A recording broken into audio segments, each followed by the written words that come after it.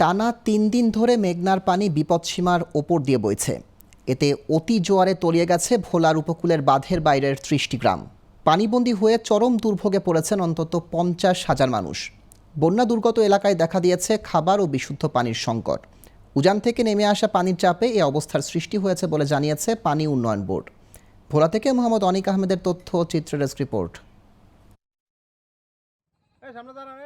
ভোলায় মেঘনার পানি অস্বাভাবিক বেড়ে অতি জোয়ারে প্লাবিত হয়েছে রাস্তাঘাট, বসতভিটা, ফসলি জমিসহ বিস্তীর্ণ জনপদ। পানিতে ডুবে গেছে বাঁধের বাইরে ৩০ গ্রাম। এতে ভেসে গেছে পুকুর ও মাছের ঘের। জলাবদ্ধতায় সৃষ্টি হয়েছে দুর্ভোগ। অনেকের ঘরে জ্বলছে না চুলা। টানা ২ দিন ধরে পানিবন্দী হয়ে দুর্ভোগে পড়েছে অন্তত ৩০ গ্রামের মানুষ।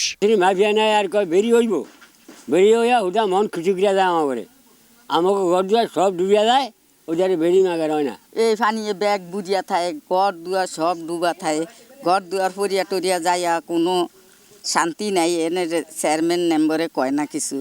এখানে পানি উন্নয়ন বোর্ডের অনেক লোকজন আসে প্রতি বছরই। কেউ আয় বেরি মাপ নেয়, মাপ নিয়ে বলে বেরি শীঘ্রই হবে, কিন্তু বেরি হইতে আসে না। আমাদের এলাকা পানি অনেক তছরুত হয়, পুকুর খান্দলের মাছ সব জায়গা। উজানের পানির চাপ আর পূর্ণিমার জোয়ারে মেঘনার পানি বিপদসীমার ১০২ সেন্টিমিটার ওপর দিয়ে প্রবাহিত হওয়ায় এমন অবস্থার সৃষ্টি হয়েছে বলে জানান পানি উন্নয়ন বোর্ডের কর্মকর্তারা। এদিকে বন্যা দুর্গত এলাকায় দ্রুত ত্রাণ সহায়তার দাবি স্থানীয় জনপ্রতিনিধিদের।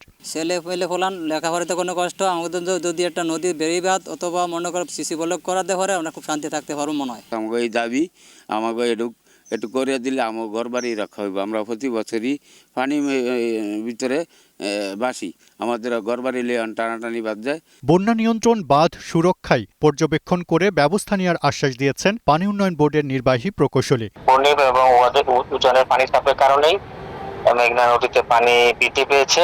গতকালকে মেঘনা নদীর পানি সর্বোচ্চ বিপদসীমার উপরে ৮৪ সেন্টিমিটার উপরে ছিল।